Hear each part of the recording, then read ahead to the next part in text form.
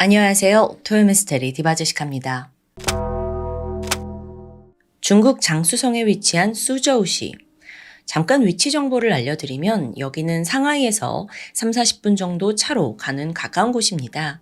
도심과 가까운 주거지역이라고 볼 수 있는데 약간 서울 인근 판교나 분당 같다고 GPT가 설명을 하더라고요. 그렇다 해도 빽빽한 아파트 단지만 상상할 수는 없습니다. 왜냐하면 이 수저우시는요, 동방의 베네치아라는 명성을 가지고 있어요. 도심을 관통하는 운하 호수와 또 중국의 고전 건축물이 모여 있어서 아름다운 전경을 자랑하고 있죠. 이렇게 들으니까 저도 한번 가보고 싶다는 생각이 드는데요. 실제 중국인들 사이에서 수저우시 출신이다 하면 바로 미인을 연상한다고 합니다. 그런 속담도 있을 정도예요. 그럼 왜 미인이 많냐? 수저우가 굉장히 기후가 습하고 따뜻해서 여자들 피부가 유독 곱다고 전해진다는데요. 그렇게 중국 시와 소설에서도 등장하고요.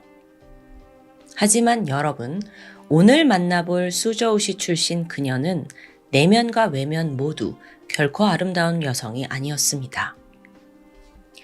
천 씨에게는 골칫덩어리 딸이 하나 있습니다. 30살 차동리였어요. 그녀는 20대 중반까지 부동산 중개업자로 일을 했는데 3년 전에 결혼과 동시에 일을 그만뒀죠. 별다른 능력이 없던 그녀는 전업주부가 되는데 그나마 집안일이라도 하면 다행이에요. 천성적으로 게으름 덕분에 아무것도 하지 않고 그나마 맨날 하는 거라곤 인터넷 방송 시청뿐이었습니다. 그런데 반면 딸의 남편 32살 팡홍웨이는 능력이 아주 출중한 사위였습니다. 부동산 중개로 자수성가한 사업가였는데요. 아내에게도 각별해요. 기념일마다 이벤트 해주고 또 SNS에는 아내 사진으로 도배했을 정도죠. 그러니까 주변에서 다들 막 애처가라고 말했어요. 성격도 깔끔한 편이라서요. 아내가 미뤄둔 집안일을 묵묵히 일 끝나고 집에 와서 다 도맡고 있더라고요. 그런데 최근 이 사위가 몇 달간 장기 출장을 떠난 상황입니다. 그러니까 딸은 요리며 청소며 아무것도 안 하니까 아버지 천 씨가 종종 집에 들러서 집안일을 대신 해주고 있었죠. 그러던 2023년 3월 9일입니다. 이날도 천 씨가 딸의 집에 가요. 도착하자마자 한숨이 나왔죠. 바닥에는 머리카락 천지고 탁자에는 먼지가 뽀얗게 쌓여 있어요. 아이고, 정말 내 딸이지만 얘는 왜 이러고 사나? 한탄을 하면서 청소를 시작하려던 그때 문득 침실의 한 구석에 놓여있는 고물 냉장고가 눈에 들어왔습니다. 이게 여기 한참 있었던 것 같은데 아니 아무리 생각해도 주방 냉장고도 텅텅 비어있는데 굳이 침실에 냉장고를 왜 두고 있는지 아버지로서 이해가 안 갔어요. 그래서 딸한테 몇 번이나 치우라고 잔소리를 했죠. 근데 딸은 간섭하지 말라라는 짜증만 냈습니다. 그러고 보니까 오늘은 전기 코드가 뽑혀 있더라고요. 그리고 문에 테이프가 붙여져 있었고요. 열지 말라는 듯. 그래서 아버지가 딸 몰래 그냥 갖다 버릴까 하다가 그랬다간 딸이 노발대발 할 거거든요. 사실 그전에도 가까이 다가가는 것만으로도 화를 막 내더라고요. 유독 천 씨는 그날 안에 뭐가 있는지 확인하고 싶다는 생각이 들었습니다. 마침 딸도 집에 없었고 조심히 테이프를 뜯어내고 냉장고 문을 열게 되죠.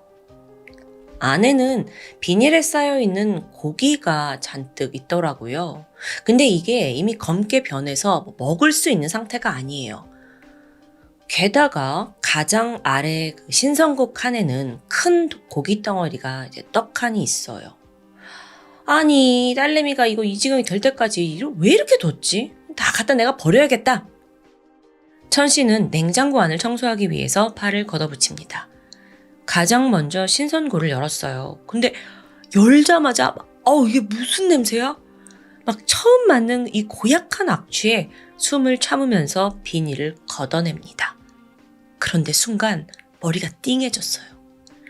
비닐 안에는 토막난 머리가 들어있는데 얼굴이 익숙합니다. 다름 아닌 사위 팡홍웨이였던 거예요. 너무도 큰 충격에 할 말을 잃었는데 그것도 잠시예요. 아버지 천 씨는 머리가 복잡해집니다. 지금 내 딸이 남편 죽이고 냉장고에 넣어둔 거야? 내 딸이? 세상이 무너지는 기분이었습니다. 순간적으로 빨리 이걸 덮고 딸을 다른 나라로 도피시킬까 생각도 막 해요. 하지만 이내 마음을 고쳐먹었죠. 그리고 다음 날 딸이자 범인 차동리는 어머니의 손에 이끌려 경찰서로 향했습니다. 남편을 토막 살해하고 무려 15개월간 냉장고에 숨겨둔 그 모든 전말을 하나씩 꺼내놓기 시작했죠. 먼저 두 사람의 과거를 좀 살펴볼까요? 사위 팡홍웨이는 가난한 집안에서 태어났습니다. 부모님이 노점에서 전병을 팔면서 근근히 먹고 살았대요. 근데 다행히 팡홍웨이가 머리가 좋아서 수저우의 유명 대학에 진학합니다. 그리고 졸업 후에 곧장 부동산 중개업에 뛰어들더라고요. 당시 친구들은 이 결정을 이해하지 못했어요. 팡홍웨이 정도라면 안정적인 국영 기업에 들어갈 수 있지 않냐? 전공에 맞지도 않고 기본급도 낮은 부동산 중개를 왜 하냐?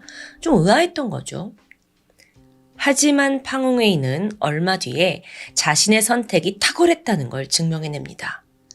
세상에나 2016년에 수저우시의 부동산 가격이 급격히 치솟았어요. 매물이 부족해서 못 팔 정도였거든요. 그러니까 덩달아 중개업자들도 큰 돈을 벌었죠. 팡홍웨이는 이제 특유의 친절함과 사교적인 성격 때문에 엄청난 실적을 올립니다. 하루에도 몇 건씩 거래를 성사시키더니 초고속 승진. 그렇게 불과 몇 년 만에 억대 연봉을 거머쥐게 된 거예요. 한편 연애도 성공적이었어요. 입사 초기부터 직장 동료였던 이 차동리한테 푹 빠져 있었는데요. 연인으로 발전하게 되죠.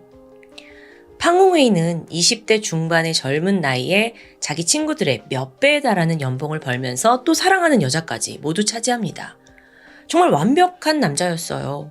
심지어 여자친구한테 헌신적이기까지 해요. SNS에다가 맨날 여자친구 찬양, 데이트한 거, 사진과 글이 가득했고요. 사귀기 시작한 2월 20일, 이 기념일을 맞이해서 매달 20일마다 이벤트를 벌였대요. 뭐 굳이 그럴 필요까지 있나 싶은데 매달 20일. 뿐만 아니라 밤샘 근무를 성실히 하면서도 매일 자기 여자친구의 출퇴근을 도와줬고요. 아니 그런데 차동리의 반응은 뜨뜻미지근합니다. 남자친구의 다정함에 너무 익숙해진 건지 고맙다는 말도 안 해요. 잘 웃지도 않고요. 툭 하면 팡홍웨이한테 짜증만 내기 일쑤였죠. 데이트를 할 때도 20대들 간에 이렇게 같이 할 수 있는 이야기가 아니라 자기가 좋아하는 가수에 대해서만 이야기를 막 합니다. 또 SNS를 보면요. 막 상사나 동료를 저격하는 글을 올리고요. 그래. 이건 성격이라 쳐요. 근데 결정적으로 남자친구 팡홍웨이의 가족들에게 굉장히 무례하게 굴었어요. 어른들이 있는 자리에서 대놓고 짜증내고 감정을 드러내고요. 또 부모님이 뭘 질문하면 그냥 귀찮다는 듯 아니요? 단답형으로만 말하고요. 또 핸드폰을 그냥 보고 있습니다. 그러니까 너무 싸가지가 없어요. 근데 차동리가 이렇게 군대에는 이유가 있죠.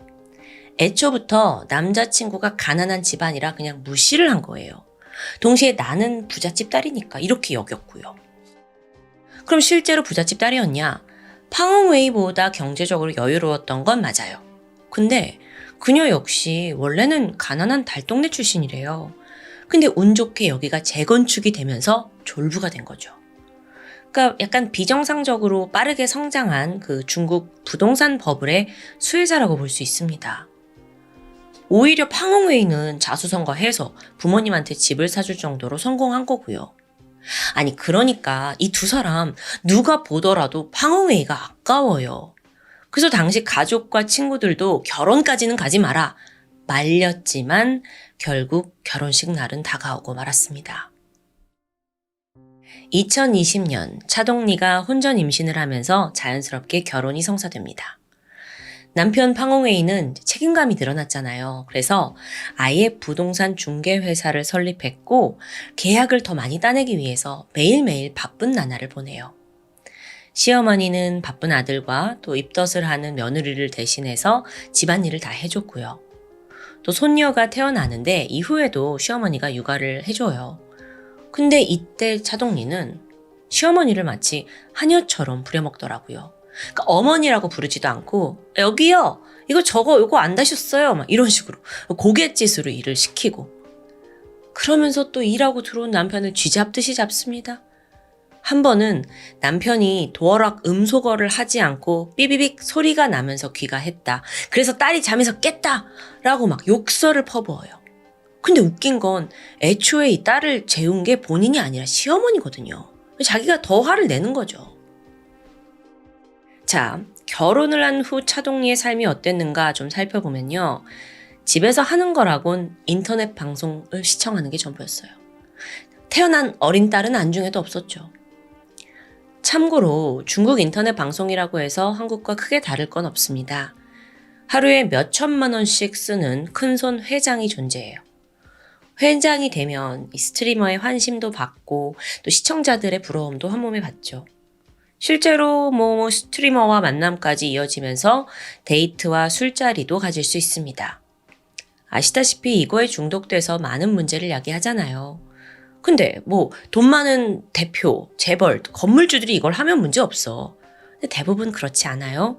그리고 차동리 또한 남편이 주는 생활비 대부분을 스트리머한테 바치고 있다는 게 문제였습니다. 사실 두 사람은 결혼식 없이 혼인신고만 한 상태였는데 남편은 늘 이걸 안타깝게 생각했어요. 결혼식을 안 해줘서 아내가 저렇게 인터넷 방송에 빠지고 삐뚤어졌나 싶었죠. 그래서 코로나 시기에도 불구하고 결국 성대한 결혼식을 올리게 돼요. 근데 차동리는 전혀 정신을 못 차려요. 결혼하고 바로 다음날 저 결혼했어요. 그 기념이에요 하면서 또 스트리머한테 거액을 후원하더라고요. 아니 자기가 결혼하는데 후원을 왜 해요? 근데 이쯤 해서 사실 중국의 부동산 경기가 이제 정부 규제도 들어오고 코로나도 닥치면서 꽁꽁 얼어붙게 됩니다. 팔려는 사람은 많아도 사는 사람이 없는 거죠. 팡홍웨이의 회사가 직격탄을 맞게 돼요. 매달 직원들 월급도 나가야 되고 대출 이자도 있고 숨이 막힐 지경이었어요. 근데 이런 상황 속에서도 아내는 계속 스트리머한테 후원하기 바쁜 거예요. 우리 상황이 좋지 않다. 아무리 너의 취미라지만 제발 멈춰달라 부탁했지만 아내는 오히려 역정을 냅니다. 아니 그깟 것 얼마나 된다고 유세야. 진짜 구질구질하게 내가 벌어서 내면 될 거 아니야. 진짜 짜증나. 그래서 차동리가 내가 직접 인터넷에 물건을 팔겠다고 선언해요. 이게 중국에선 좀 일반 사람들한테도 공공연히 벌어지는 일이죠. 근데 차동리는 인플루언서도 아니고 인지도가 없잖아요. 그러니까 물건을 팔라고 시작은 했는데 수익이 없는 거예요. 근데 마침 이때 스트리머가 접근합니다. 누나 저한테 2,500만 원 후원해 주시면 저희 팬들한테 누나 물건 팔아줄게요 라고 제안을 한 거예요. 그러니까 차동리는 어머 그래 너무 잘됐다 하면서 한 채 의심도 없이 생활비 통장에서 돈 2,500만 원을 송금해줬죠. 근데 약속과 달리 홍보는 미비했어요. 물건도 잘 팔리지 않았고요. 말 그대로 그냥 돈만 먹은 거죠. 근데 여기에 화를 내거나 고소하지도 않아요. 오히려 그래도 이번 기회에 내가 거액을 후원해서 회장 자리를 지켰다는 생각에 뿌듯했고요. 이후로도 카드 빚까지 내면서 후원을 이어가는데 정말 머리 한 대 후려치고 싶죠. 팡홍웨이는 아내의 행각을 모두 알게 된 후에 거의 처음으로 크게 화를 냈어요. 거기에 살짝 기가 죽은 차동리가 그럼 후원을 안 하겠다 약속을 했죠. 그러다가 2021년 12월에 또다시 후원을 했고 그때 금액이 얼마인 줄 아세요? 7천만 원입니다. 근데 여태까지 낸 돈이 상당하잖아요. 1억은 좋게 넘었을 거예요. 그러면서 스트리머와 개인적인 연락을 하기 시작했죠. 둘이 성적인 문자를 주고받더니 데이트로 이어졌고 급기야 잠자리까지 갖게 됩니다. 여러분 아마 이 차동리가 스트리머한테 얼마나 썼는지 참 궁금하실 수 있어요. 그래서 알아보니까 2020년 결혼을 한 후에 1년간 후원한 금액이 다 합치면 30억 정도래요. 저도 진짜 눈을 의심했습니다. 30억? 여기에 대출도 있고 마이너스 통장까지. 그러니까 빚이 무섭게 불어가는 거예요. 근데 팡홍웨이는 지금 상황이 안 좋아. 그래서 결국 빚을 청산하려고 부모님께 사들인 집을 헐값에 팔아요. 근데 이걸로도 충분하지가 않은 거예요. 경기는 더 악화되면서 신혼집까지 넘어갑니다. 이러는 와중에 아내는 남일인 듯 아무런 도움도 주지 않았고요. 그러던 2021년 12월 말입니다. 팡홍웨이가 타 지역에 이사해서 살고 있는 부모님을 만나고 돌아온 직후부터 무언가 이상해졌어요. 전화를 피하고 문자로만 답을 하는 거예요. 그래서 이때 아내 차동리가 시댁 식구들한테 연락을 해서 남편 회사가 망했고요. 저희 빚쟁이들한테 쫓기고 있어요. 그래서 남편이 중국 전역으로 도망 다니는 신세가 됐다. 한동안 연락이 닿지 않을 거다라고 둘러댄 거죠. 그런데 그녀의 태도 또한 전과는 좀 달랐습니다. 뭔가 시댁한테 좀 친절하게 군다고 해야 할까요? 한편 시부모님은 종종 아들에게서 사업 자금이 좀 급하게 필요합니다. 생활비가 없습니다. 문자를 받곤 했어요. 그때마다 없는 살림에 아들을 위해 돈을 끌어모았죠. 그렇게 보낸 돈이 5천만 원에 달합니다. 근데 아들은 모습을 감추고 도망 다닌다는데 한 달, 두 달, 어느덧 반년이 지나더니 1년이 가까워졌어요. 이쯤 되니까 부모도 좀 이상하죠. 아무리 쫓기고 있다지만 이렇게 우리한테 인사 한번 안 오나? 혹시 나쁜 일에 연루된 게 아닐까 싶어서 경찰에 4번이나 신고도 했거든요. 근데 이때마다 경찰이 찾은 건 아내였어요. 남편 어디냐? 아유, 여기 보시라고. 내가 남편하고 주고받은 문자와 SNS 다 있지 않냐. 지금 남편은 어딘가 도주하고 있다. 나도 답답하다. 이러면서 생존하고 있다라는 걸 보여준 거죠. 근데 사실 그때 당시에 이제 많은 부동산 업자들이 빚 때문에 도망 다니고 또 실종되는 일이 종종 발생했다고 해요. 그래서 경찰은 신원 확인만 하면 대수롭지 않겠지라고 여긴 거고요. 그렇게 무려 15개월이 지난 겁니다. 하지만 실제로 남편 팡홍웨이는 어디 있었냐? 네, 이 집 냉장고 안에 갇혀 있었어요. 아내에게 끔찍한 죽음을 당한 뒤 토막난 상태로 냉장고에 유기되어 있었던 거죠. 실종되기 직전 그는 아내 차동리가 스트리머와 만나 여러 번 잠자리를 가졌다는 걸 알게 됩니다. 그렇게 아끼고 사랑했던 아내였는데 충격이 너무 커요. 그래서 마음을 정리하려고 잠시 부모님 집에 다녀왔거든요. 집에 돌아와서 말했죠. 우리 이제 헤어지자. 이혼해. 여기에 차동리가 분노합니다. 천박하고 가난한 집안에서 태어난 놈이 감히 나한테 이혼? 괘씸한 새끼. 이렇게 모욕감에 휩싸인 차동리가 남편을 죽이겠다고 마음먹은 거예요. 그녀가 선택한 방법은 1차 수면제였습니다. 정수기에다가 아예 다량의 수면제를 갈아 넣고 남편이 의심 없이 거기서 물을 떠다 마시길 기다린 거예요. 결국에 팡홍웨이가 약기운에 취해서 깊은 잠에 빠지는데요. 다음으로 차동리는 방 한켠에 가스통을 열어두고 빠져나옵니다. 방 문은 테이프로 다 막았어요. 그리고 거실에서 깔깔깔깔 인터넷 방송을 보면서 방에서 남편이 죽기를 기다렸죠. 다음날 아침 남편은 가스에 질식해서 사망한 채로 발견됩니다. 다음으로 차동리는 시신을 토막냈고 봉지에 대충 나눠 담아서는 냉장고에 넣었어요. 하지만 계속 부엌에 둘 수는 없었어요. 그래서 며칠 후에 남편의 형, 그러니까 시아주버님에게 전화를 걸더니 아주버님, 냉장고 옮기는 것 좀 도와주실래요? 나중에 형은 그 냉장고에 동생의 토막 시신이 있었다는 사실에 가장 큰 충격을 받았고 또 자책했습니다. 내가 아무것도 모르고 그걸 도와줬구나라는 생각이에요. 차동리는 자신의 공간인 방에다가 냉장고를 둔 후에는 좀 마음이 편해졌어요. 그리고 자신의 범행이 영원히 드러나지 않으리라 생각했죠. 가족과 주변 모두를 속여온 15개월. 심지어 이걸 차동리의 부모가 발견했고 그들은 딸의 끔찍한 범행을 더 이상 눈 감아줄 수 없었습니다. 재판 결과는 어땠을까요? 네, 여러분 예상하셨겠지만 중국에서 이런 잔혹한 사건의 결말은 대부분 동일합니다. 2023년 12월 차동리는 사형을 선고받았는데 2025년 현재 아직 집행됐는지 여부는 확인되지 않습니다. 남편의 죽음과 희생을 대가로 얻은 건 꿈에 그리던 스트리머와의 잠자리였어요.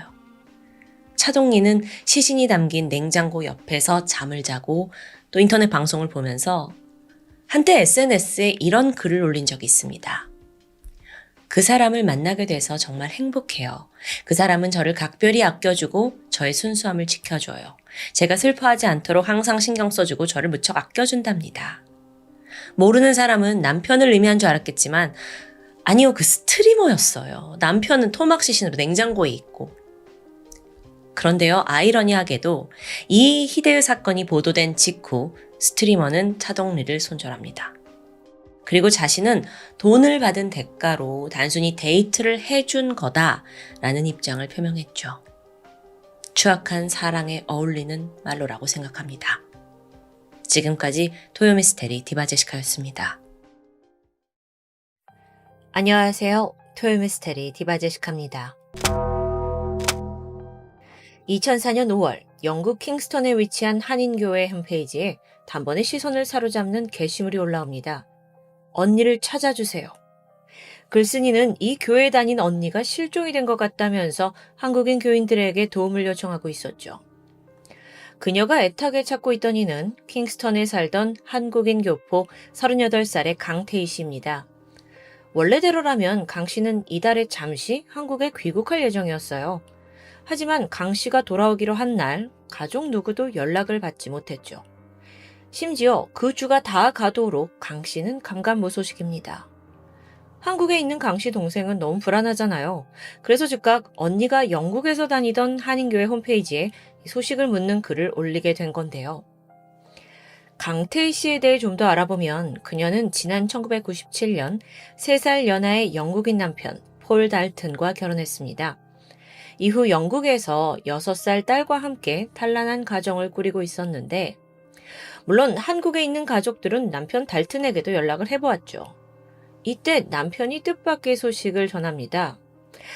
자신들이 얼마 전 부부싸움을 크게 했고 그녀가 집을 나가 가출을 한 상태로 그냥 연락이 두절됐다는 겁니다. 아니 이거 어찌 보면 너무도 심각한 상황이잖아요. 근데 웬일인지 남편 달튼은 굉장히 퇴연한 목소리입니다. 심상치 않음을 느낀 강 씨 여동생은 직접 언니를 찾으러 영국행 비행기에 몸을 실게 되죠. 한편 강 씨가 다니던 이 한인교회 목사님도 홈페이지 글을 읽게 되었습니다.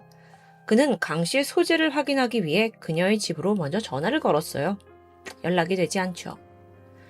주변을 수소문해 보니까 강 씨가 남편과 함께 영어 학원을 운영하고 있었거든요. 그래서 목사가 직접 해당 영어 학원에 찾아갑니다. 학원 문 역시 굳게 닫혀 있어요.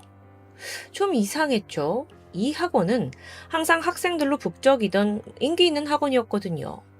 불길함은 더 커져만 갔습니다. 한편 강 씨의 여동생이 영국으로 향하는 동안 남편 달튼의 행적도 어딘가 수상합니다. 일단 그는 자신의 부모님에게 전화를 걸어서 이때 녹음해둔 음성 메시지가 추후 확인이 되는데 내용이 충격적이었어요.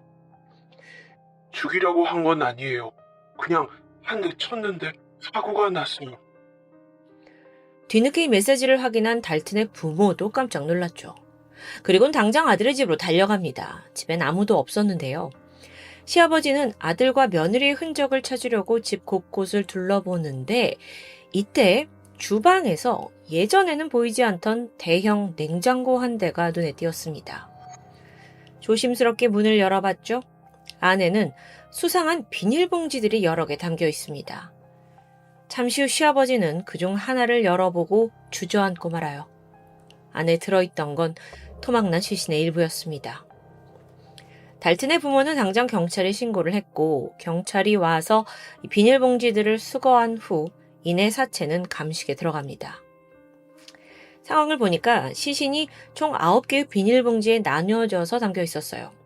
감식 결과 이 시신은 실종된 한국인 강태희 씨로 확인되었고요.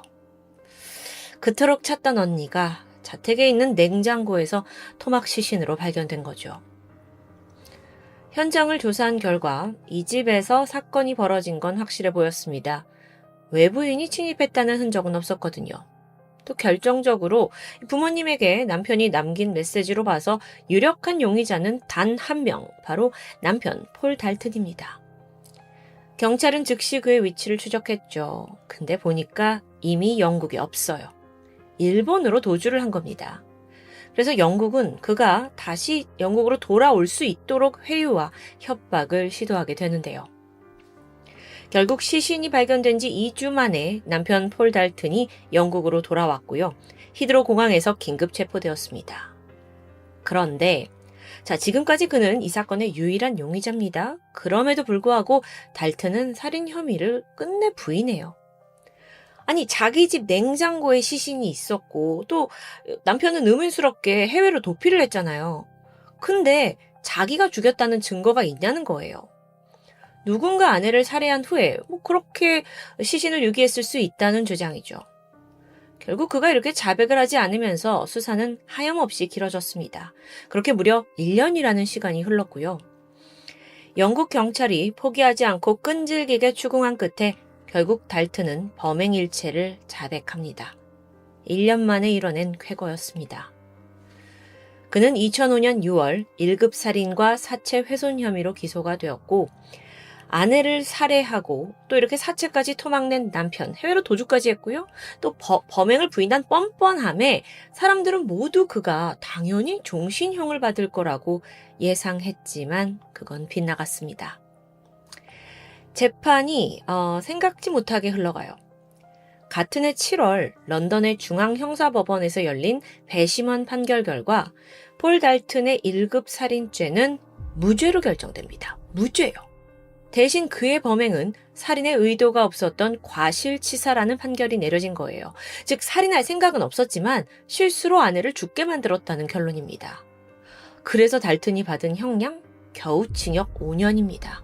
그마저도 2급 살인죄에 2년, 사체 유기 때문에 3년을 받은 거예요. 와, 이 소식이 전해지면서 유가족뿐만 아니라 영국에 있던 한인사회까지도 큰 충격에 빠졌습니다. 이거 혹시 피해자 강태희 씨가 한국인이라서 인종차별적인 판결이 아니냐는 의견도 있었죠. 과연 그의 범죄는 도합 5년이 합당할까요? 근데 생각해보면 도대체 어떤 주장을 펼쳤기에 어떤 스토리가 있기에 이런 판결이 내려진 건지 궁금해지는데요. 다음은 달튼의 자백에 따른 사건 경위를 알아보고자 합니다. 사건 당일 아내 강 씨와 달튼은 학원 운영 문제를 두고 크게 말다툼을 벌였습니다. 이 시작은 사소했지만 두 사람이 점점 감정이 격해지면서 분위기가 험악해졌어요.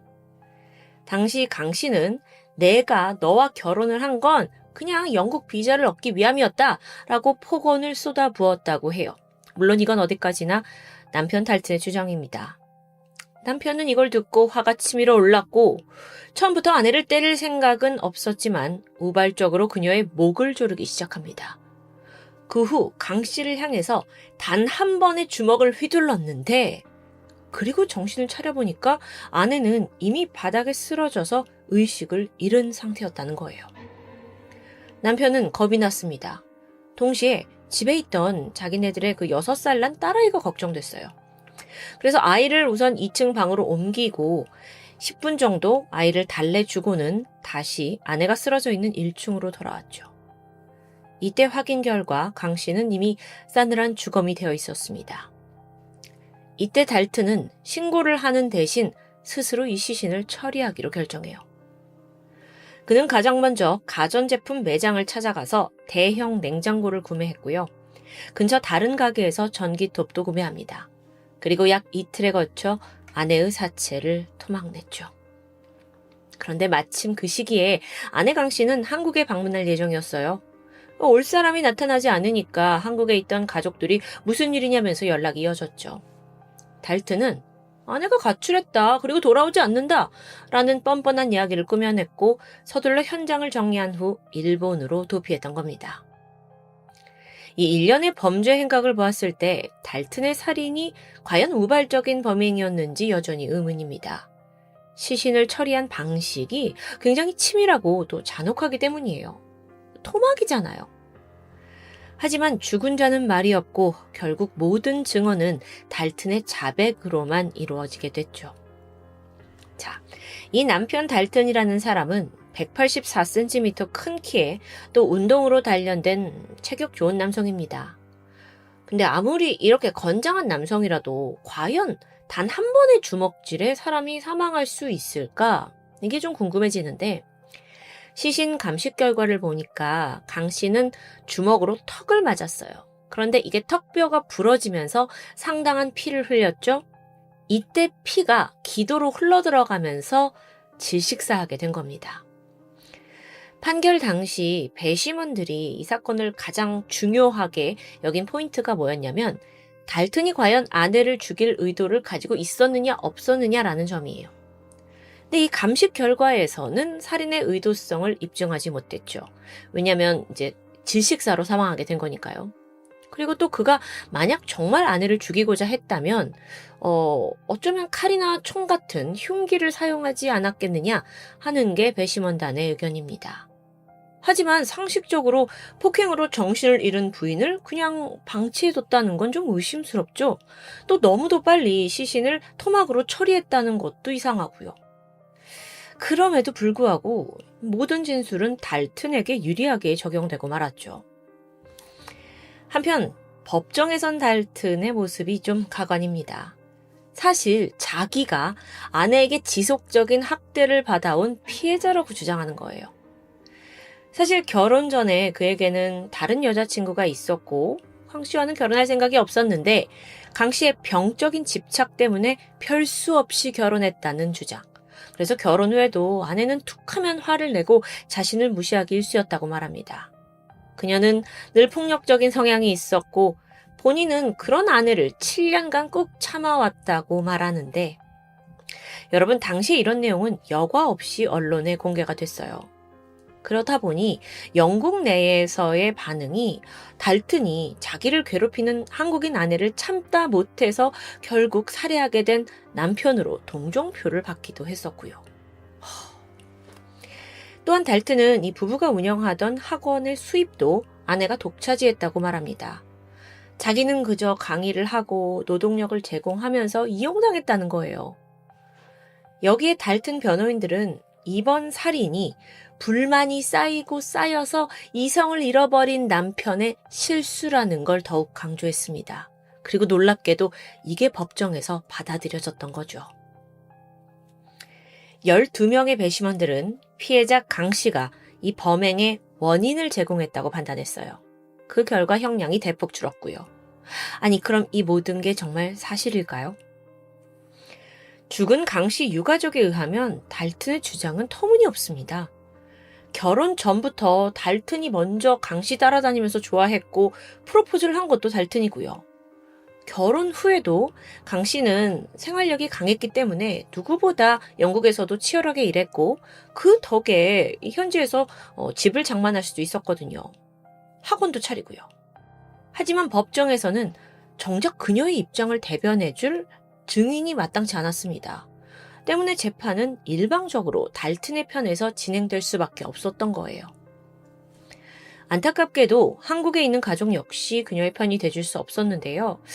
좀 이상한 점이 있는데 이게 오히려 이 가족이 어떤 증언을 한 부분이 숨진 강 씨에게 불리하게 작용하기도 했어요.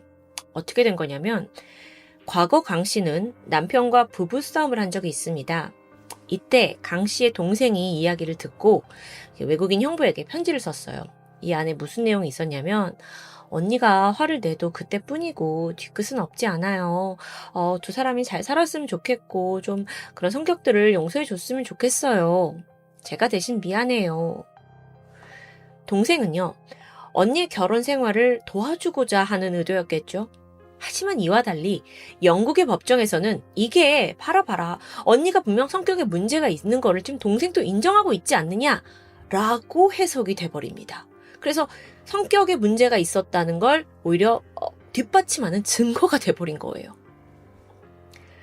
수사가 한창 진행되던 2004년 10월 영국 경찰청에서는 강 씨의 가족을 방문한 적이 있습니다. 이 방문의 목적이 뭐였냐면 유족을 좀 위로하고 수사 과정을 설명해 주겠다는 거였죠. 하지만 나중에 보니까 진짜 목적은 따로 있었어요. 경찰 측은 강 씨 어머니에게 사위인 폴 달튼이 생각보다 좀 적은 형량을 받으면 어떻게 하겠냐라고 질문하게 되는데, 이때 피해자의 어머니 머릿속에 떠오른 건 어린 손녀였습니다. 그래서 감옥에서 오래 살면 뭐 하겠냐, 그래도 얼른 나와서 손녀를 좀 잘 키워주고 잘 살았으면 좋겠다라고 대답합니다. 그런데 이 말이 영국에서는 또 다르게 해석돼요.